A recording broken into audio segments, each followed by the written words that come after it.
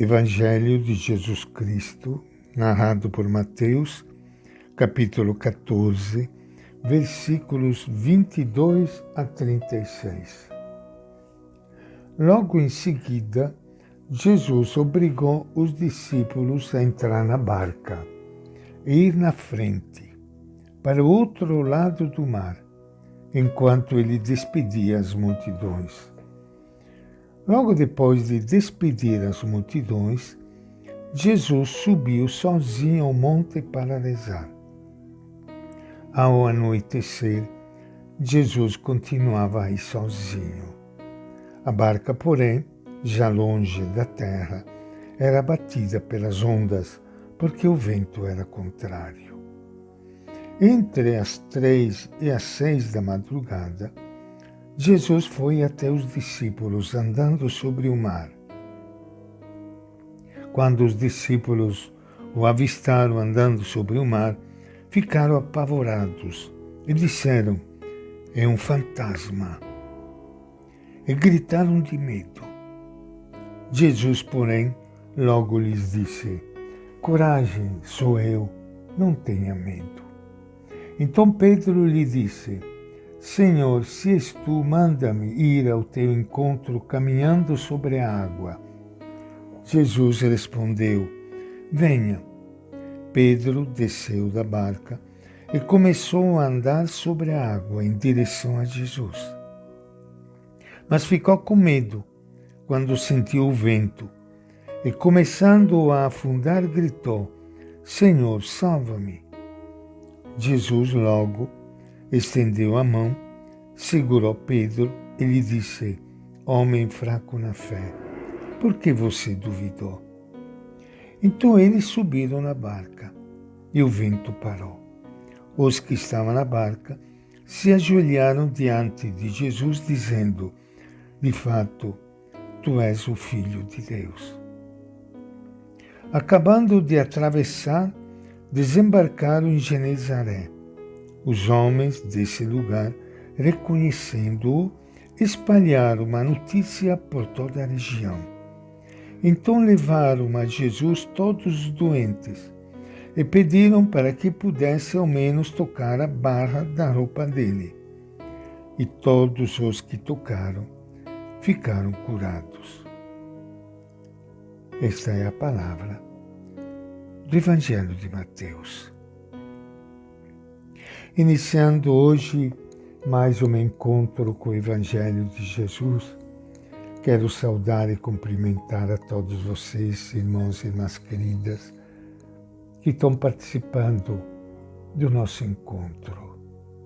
Não sei se vocês repararam, hoje também nesta leitura do Evangelho, como também em outras oportunidades, nós encontramos Jesus que sente a necessidade de se retirar na montanha para rezar. É isso que nós queremos fazer. Retirar-se alguns minutos para estarmos junto com Ele. Ele, o nosso Mestre, junto com o Pai, junto com o Divino Espírito Santo. E abrindo a página do Evangelho, encontramos Jesus que educava seus discípulos para enfrentar tempestades futuras mais perigosas. Mateus recria aqui um desses episódios para ajudar as comunidades cristãs a libertar-se de seus medos e de sua pouca fé. Os discípulos estão sós. Dessa vez, Jesus não os acompanha. A barca dele está bem longe da terra, muito distante dele, e um vento contrário os impede de voltar. Sós e com medo da tempestade, o que podem eles fazer sem Jesus? A situação da barca é desesperadora. Mateus fala das trevas da noite, da força do vento e do perigo de afundar nas águas. Com esta linguagem bíblica, conhecida por seus leitores, vai descrevendo a situação daquelas comunidades cristãs ameaçadas de fora pela hostilidade e tentadas de dentro pelo medo e pela pouca fé. Não é essa também a nossa situação hoje? Entre as 3 e 6 horas da madrugada, Jesus se aproxima deles andando sobre as águas. Mas os discípulos são incapazes de reconhecê-lo. O medo os faz ver nele um fantasma. Os medos são o maior obstáculo para reconhecer, amar e seguir a Jesus como Filho de Deus que nos acompanha e salva na crise. Jesus lhes diz as palavras que eles precisavam ouvir. Coragem, sou eu, não tenhais medo. Quer transmitir-lhes sua força, sua segurança e sua confiança absoluta no Pai. Pedro é o primeiro a reagir.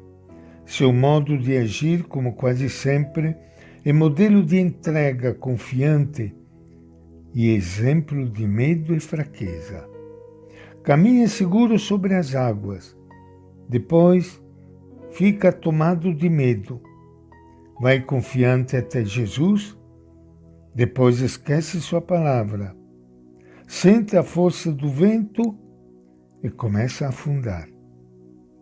Na igreja de Jesus entrou o medo e não sabemos como libertar-nos dele. Temos medo do desprestígio, da perda de poder e de sermos rejeitados pela sociedade.